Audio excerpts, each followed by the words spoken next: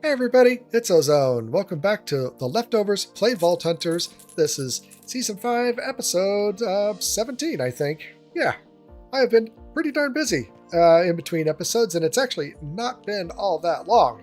Only a few days since the last episode released as I'm recording right now, and as you can see, I've gotten a couple more levels, getting closer to that 125.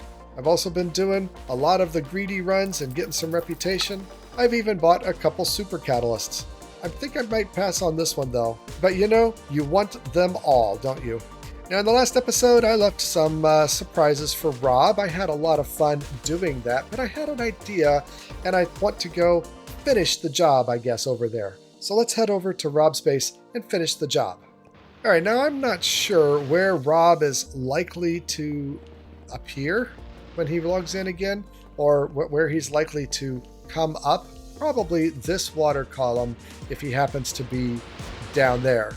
Of course, if he happens to be down there, he might not make it to the water column alive. But I guess that's a different problem. I want to leave a present, and honestly, this waystone right here is a really good place to do it, but I think this right here is probably the safest place to do it. So I think we just need to own up to the prank, right? And leave him a little present. Now I only have 2 of these Elder Guardian eggs, but this one worked great for the pranks, so I'm going to leave this one as a present to him. And I named the egg hoping that this would show up as with the name tag above it, but it doesn't seem to do that.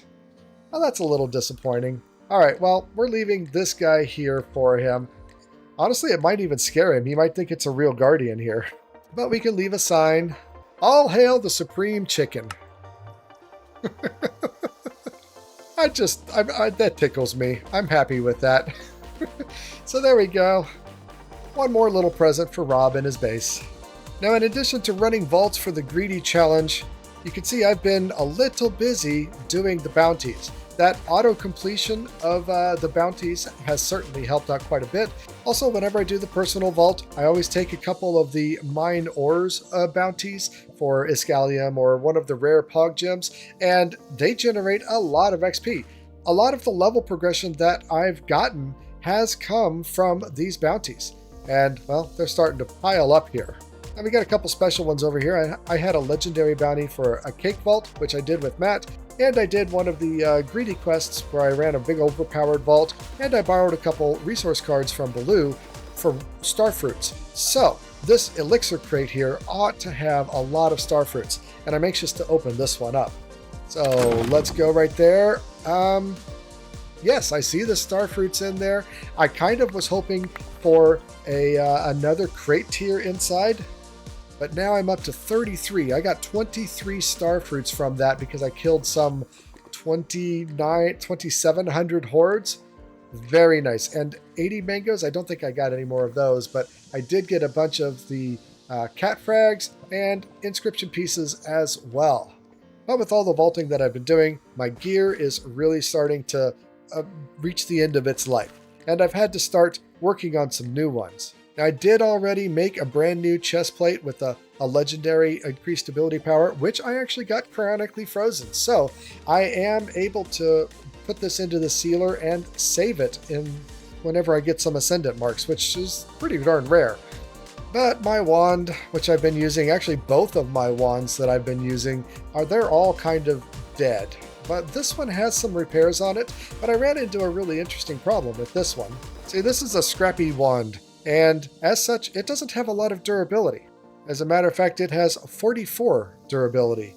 And I did do a little bit of work with it because I wanted to cryonically freeze that legendary ability power in there, but cryonic focuses require that you have at least 2 affixes on there. And at the time, it really only had 1, and it was the legendary. I thought it was a guaranteed affix to lock in with that cryonic focus, but no, they make sure that you have at least 2 and that there's a random chance somewhere. But before that, I wanted to put cooldown reduction on the wand and use one of the faceted focuses to do that. You see, when I went to do that, it told me I didn't have enough crafting potential, even though I had just used an opportunistic focus to bring all the crafting potential back up to its maximum. Now, these faceted focuses require 48 crafting potential, and this wand only has 44. So there are some pieces of gear out there that you just simply cannot use a faceted focus on, which I was surprised to find out. Might be something that you run into one of these days, and something to keep an eye out for, because it was rather confusing to me until I figured it out anyway. So instead of working on that, Matt happened to be on, and I asked if he had any armor and gear pieces that had legendary ability power affixes. And he did. He asked about what kind of things I had, so I said, come on over, take a look. And so here's a little clip of us making that trade. It was mutually beneficial for sure. Ozone, how's it going? Hey. Oh, hey, it's going pretty good. Sounds like we got the same problem of needing to make new gear and not getting the legendaries that we want, right? Oh, yeah. I think I have something that you might want. Yeah, okay. Here's all my legendaries and all of these barrels sorted out by type. You can. Oh, wow, you are organized. I try. But yeah, see if there's anything in there that works for you. All right, let's see if we've got any legendary attack damage. Ooh. I do. Potential? Yeah, look for things that have high repair slots. That seems to be like the thing that is the hardest to find. Yeah, I have my awesome sword only has one repair slot on it, and I just used the repair up, so that is gonna have to be repaired soon. I just realized that my wand is on its last repair and has only 70 durability left, so yeah. Oh, wow. It's time. It's past time. And wands, they run out of durability real fast, don't they? Well, if you get hit. Oh, is that what it is when they get hit? Oh, I mean, that's when you lose durability, is generally when you get hit. So, yeah, just don't get hit. That's the answer to that. I thought for wands it was when you use abilities, but it's when you get hit. You know what? I can't say for certain. That may be true. I assumed, and you know what they say about assuming, that it was all based on damage. But, maybe not. Maybe not. Oh, piercing javelin +4.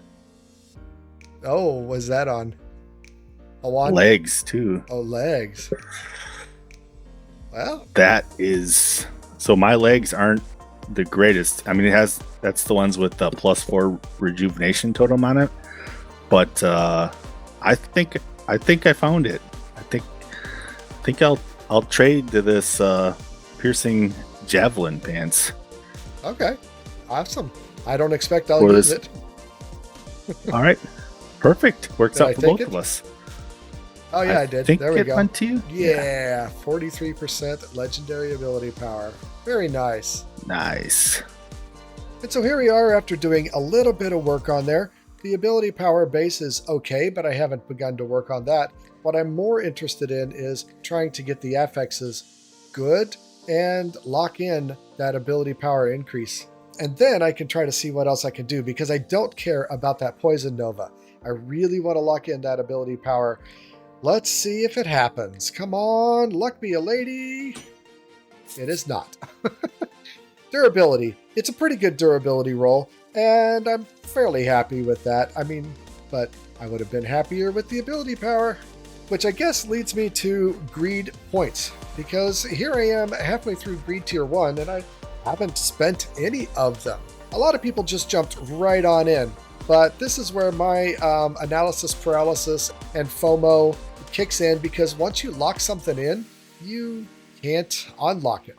And to be quite honest, the increases that you get for spending those first few points of the greed tier, I haven't missed them at all, especially with our overpowered card decks that we've gotten with the 2 warehouse super inscriptions that we're all sharing. But when it comes to these greed points, there's 2 main schools of thought with it. Basically, you can try to go wide, or you can try to go very deep. And what I mean by that is you can go, oh, I want a little bit of health, and I want a little bit of extra ability power, and I want some mana regeneration, and kind of work your way slowly out from the center. But these ones that are further down in here, especially like these, 25% damage to greed assassins are pretty rare and also pretty powerful. So the other school of thought is to pick one of these distant targets that we have here, and just put all your points into trying to reach this target and get this ability. And I think that is what I want to do. And back to the point of gear, this one, where a chaotic focus will always freeze a legendary modifier, seems really powerful. Because pretty much everybody that we've talked to, when sealing a gear with the gear sealer, it removes the legendary FX from your gear piece. And I think that there's either a very high percentage of it or it's guaranteed to do that, which, you know, those sealed gear pieces are nice and they're beneficial and everything, but losing your legendary really feels bad, And then you run into situations like this where it's a gamble. You know, you really want to lock in that legendary and you get something that you care a lot less about, such as durability. So I think finally, halfway through Greed Tier 1, I will spend my points and that will be my focused target. Now this one is pretty far down this chain and it's going to take Greed Tier 3 before I finally get there. There's a lot of lesser useful things. I mean, it's all good, but, you know, I would really prefer to get some cooldown reduction or mana regeneration or ability power or things like that. I think I would prefer to have those from my greed skills, but the utility of this, because we're going to have to be making our gear and remaking our gear multiple times through these greed challenges, and being able to do that sounds super, super useful. So let's go for it. Lock in, movement speed, soul quantity, and again, make sure I'm on the right track here because I do this little crisscross. Go up here to fruit effectiveness. Yep, well, it's a long road. I'll probably get there in like 6 months at the rate I'm going, but that's my target. That's my goal. But for right now, I got to finish making this one so I can start running some vaults again. And thanks to the key run that I did, I've actually got quite a lot of focuses that I can use for things. So let's start here. I think the only thing that can be improved is my cooldown reduction, unless it will also improve durability. Oh, there we go, cooldown reduction. And then let's go ahead and take this on up to Omega. Ooh, I got another suffix. And luckily, I have healing efficiency right here. I think healing efficiency, yes, healing efficiency can go on as a suffix, but it's not letting me do it for some reason. Oh, wow, I'm running low on vault plating. That's incredible. There we go. Let's put some healing efficiency on there and ratchet it up. Come on. That's good enough. That is a pretty nice wand. Except the durability is terrible. And I never really put any stock in these resilient focuses. There we go. There's a nice durability. Yeah, pretty good. Pretty good. Now, can we make that ability power higher? Okay, come on. Come on. 46. It's a bit higher. It's good enough. Good enough. So before this, I'd never really tried to make perfect gear or better gear and do all the gear stuff back there with focuses, but I kind of enjoy it. It's pretty fun. It can be quite annoying though too.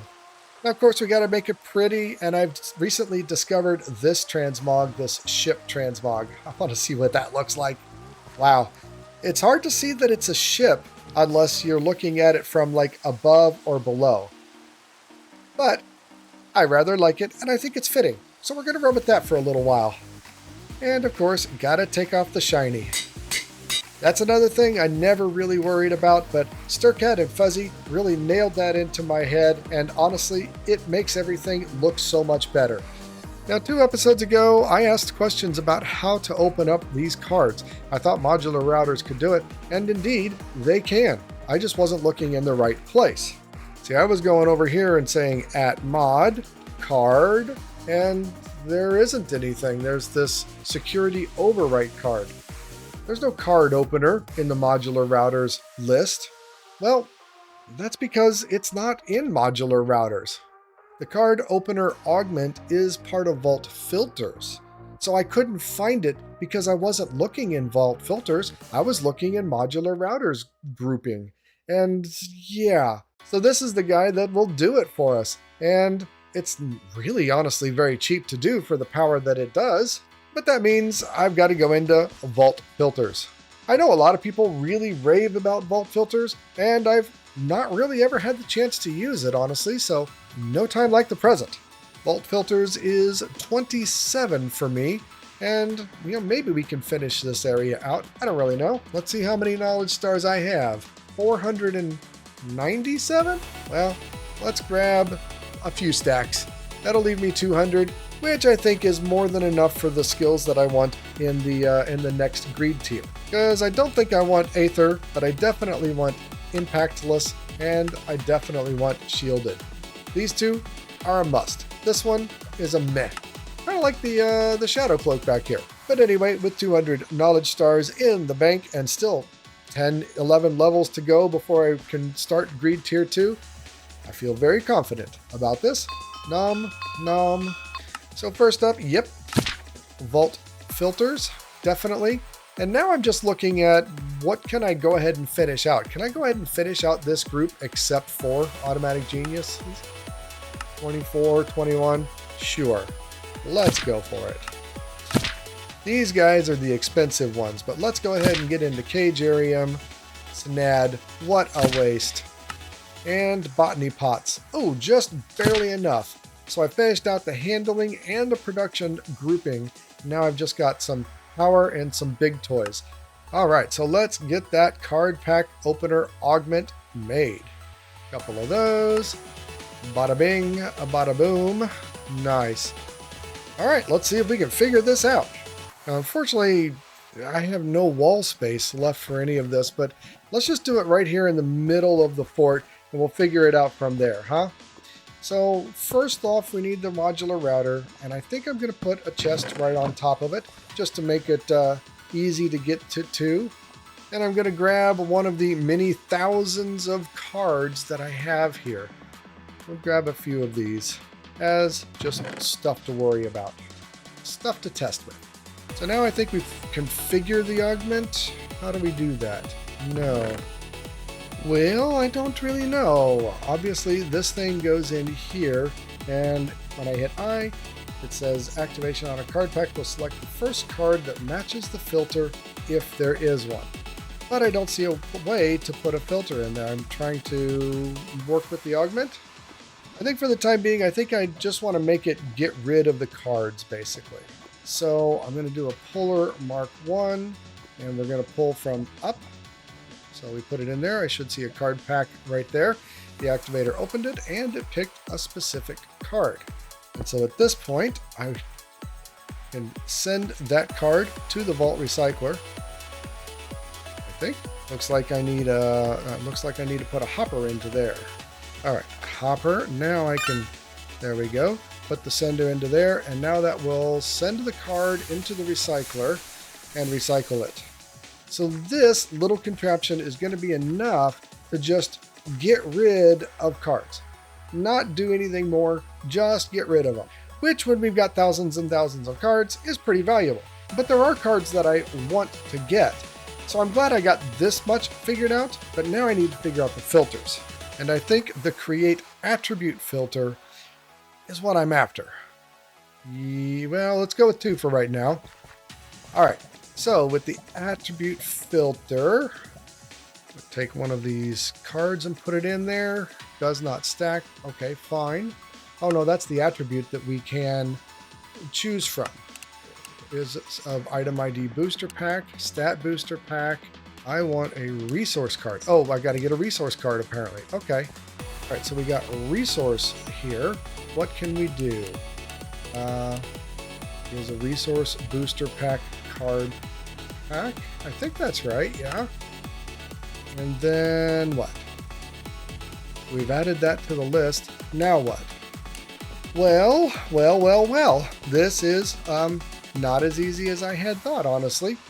I knew that there was this attribute filter, and we could add lots of stuff into here, but I'm not really seeing what we can do with it. I'm not seeing what I want and what I believe is here, so I'm going to have to do a little more research, and we'll come back to this when I'm done, I suppose. All right, I think I've got it. I had to put my gear on because I've just got so little inventory space, right? Right. All right, so let's get to it. So with an attribute filter, you can take any card that has already been opened that is what you want and put it in here as the reference card. And before I was uncertain and surprised because I wasn't seeing the actual attribute that I wanted, right? But here, now that the card's been opened and using that one as an example, I can see that we can add a filter to only do the card if it has increased ability power. So we'll add that to the list. Let's get a couple more here because I want to have a good chance of seeing this succeed, right? Obviously, I don't really care about these modifiers. This is just for the test. But I'm going to have a resistance card in here as well, and then an attack damage card in here as well. And if you hover over this, you can see all of our filter items that have been added. And I've got this selected to say if any of these attributes match, then it's going to match the filter. All right, clear as mud, clear as mud. Now your activator module, you need to configure that with the card opener, and you need to put the attribute filter in place here.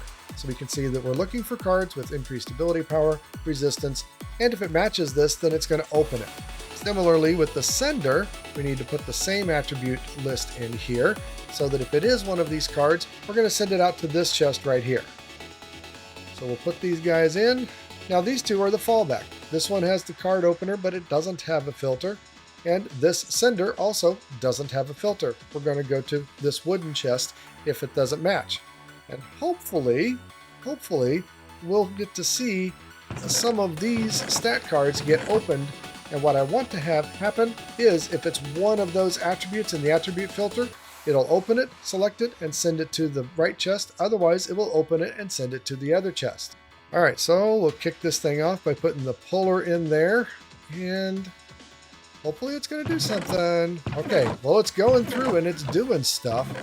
Where do we see the cards going? Ooh, I've got a scaling ability power here, and I've got a scaling attack damage here. Otherwise, these are just unopened booster packs. Interesting. In theory, if I look at any of these, there shouldn't be any of those attributes that we had identified. So that's great. I wonder why it didn't open it. I think I need to turn that to whitelist. So let's take all these, put them back into that chest, try again. All right. No, it's not opening it. All right, well, I'm getting closer, and I thought that would work. We'll come back in a moment when I've got it figured out. All right, I think I've got it figured out. The whitelist on these things is really important. Notice that these are all match any now. I had this sender as a blacklist so that it wasn't matching, and it was all getting sent to the wrong place. So now this chest should be the standard cards, and this chest should just be either increased ability power, resistance, or increased attack damage. So let's grab a bunch more of these stat cards and try again. So now we should see, oops, let's turn the redstone mode always, and now we should see all the other cards coming into here. And do we get, yes, we did get one more increased ability power card in here. Oh, there's another one. So the sorting system is working. Again, we're pulling from above the router, the chest here. We're activating the module if it matches the attribute filter, which is one of the card types that we specified, sending it out to one chest if it matches the filter, going ahead and activating it without the filter, and also this one has the card pack augment, and then sending it out to another chest. And so instead of this chest, it would be the hopper up here, and all of these would be fed into the vault recycler. Ooh, nice. Because, like I said, this is the kind of system that I want, and it's fairly compact, actually. I can do away with one of these chests here. The only cards that I actually care about are resource cards for starfruits and mangoes. I want to collect more of those, but any evolution, any arcane, any stat cards, I just don't care about them enough. I don't care whether they're foil or regular, it just doesn't matter. I only want resource cards, and I only want wild starfruit and mangoes. And maybe fundamentals. I feel like I've got a pretty good supply of pretty much everything else, but the fruit cards is where I'm particularly lacking. So this kind of setup should really help me to go through and eliminate all of these cards in here. Whew. You know, it seems pretty darn simple, but the vault filters are finicky and not really very simple. The whole thing about putting in an opened card of the type that you wanted, that was completely non-obvious to me. I was putting in an unopened card pack and expecting to see items in the list for pretty much every kind of card and every attribute that can be on there. And looking back on it, I feel like that's a bit silly because it would definitely be a huge, huge list. Now that I understand it a little better, a setup similar to this could be done with all of my gear. We can check to see if the gear has a legendary attribute, make sure that it's not chaotic because chaotic gear can't be modified in any way and so is not of use to me, and then sort it into the proper barrel based on the type of gear that it is, with everything else just going to the vault recycler. So I think I'm going to have to set this up somewhere slightly underground, maybe using a camouflaged modular router so that, I can just set it on the ground somewhere. That would be interesting, yeah. And then, like I said, sort out all the mango and starfruit cards because those are the things that I care about. Otherwise, it's really not that bad, not that complicated. But it sure was a lot to get here, I'll tell you. And for what it's worth with these attribute filters, this is how you delete them. You go here and you scroll to the item that you want to delete, and then press and hold delete. It's a pretty nice little user interface, honestly. But now I can try it out on resource cards with this filter. And I decided to go ahead and add fundamental focus in there, too.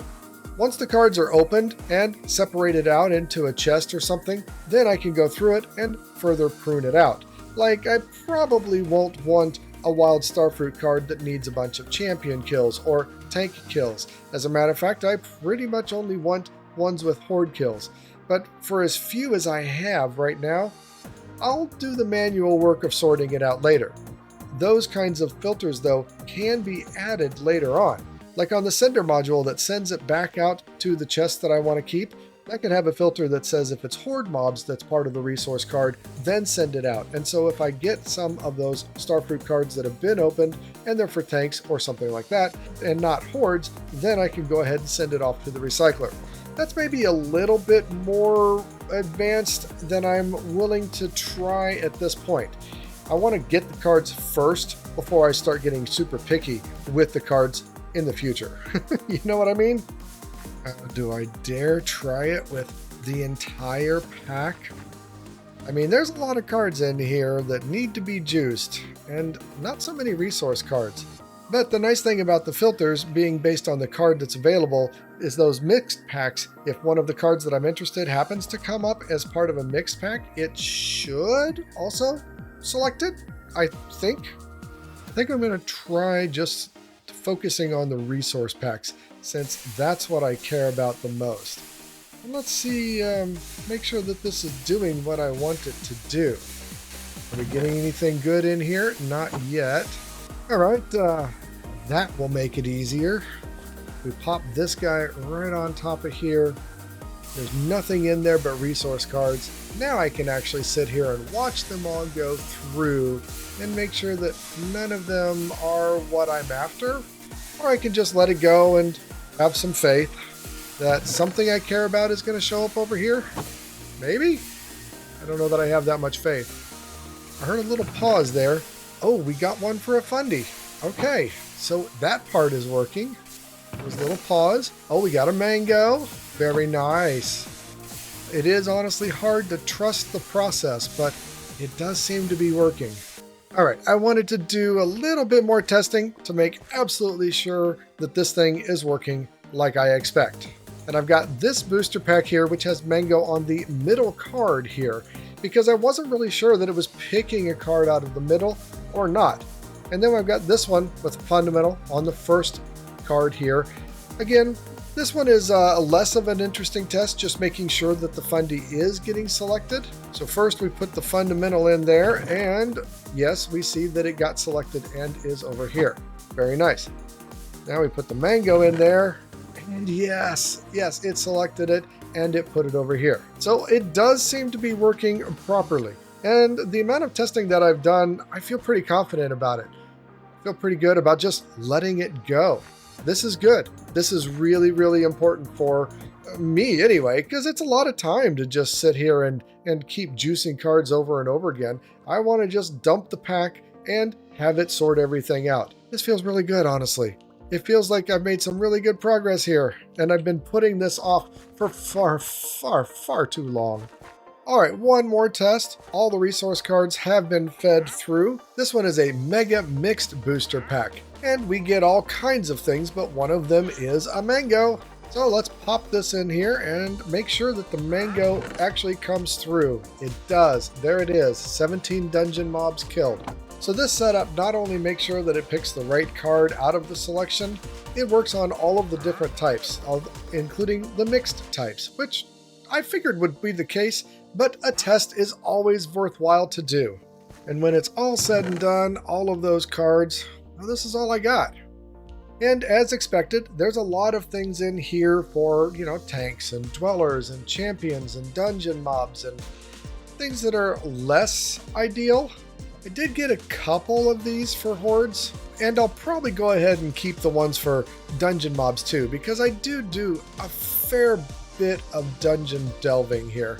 But unfortunately, a lot of this isn't very useful. Also, only one wild starfruit card for tanks. Yeah, for tanks, that's kind of my luck. 26 tanks in a vault? I mean, yeah, you could, but it's not likely. It's not very often. I'd rather have hordes. But oh well. That just goes to show you how rare those starfruit cards are. And even with 800 some resource cards that I've just run through here, we only got one for starfruits. Wow, pretty darn rare. And with another 300 some odd mega resource packs, these are the new cards that were added to the chest here. We do have some good ones. I got 2 more wild starfruits, but they're for dungeon mobs. I got 1 more mango for hordes, and I think that's about it. All in all, for like some 1,000 cards, these are the only ones I got with mangoes and fundamental focuses. Kind of surprising, honestly. I really believe that after putting all of those resource cards through a system like this, I would have absolutely had multiple starfruit cards that I could run in my deck. I just felt like the numbers were overwhelming in my favor there, but clearly that is not the case. But I am so glad to have something like this to help me out here with this. And I do need to give a big shout out to GreeneGeek, who pointed me in the direction of one of his videos for opening card packs, but not with the sorting like I've done here.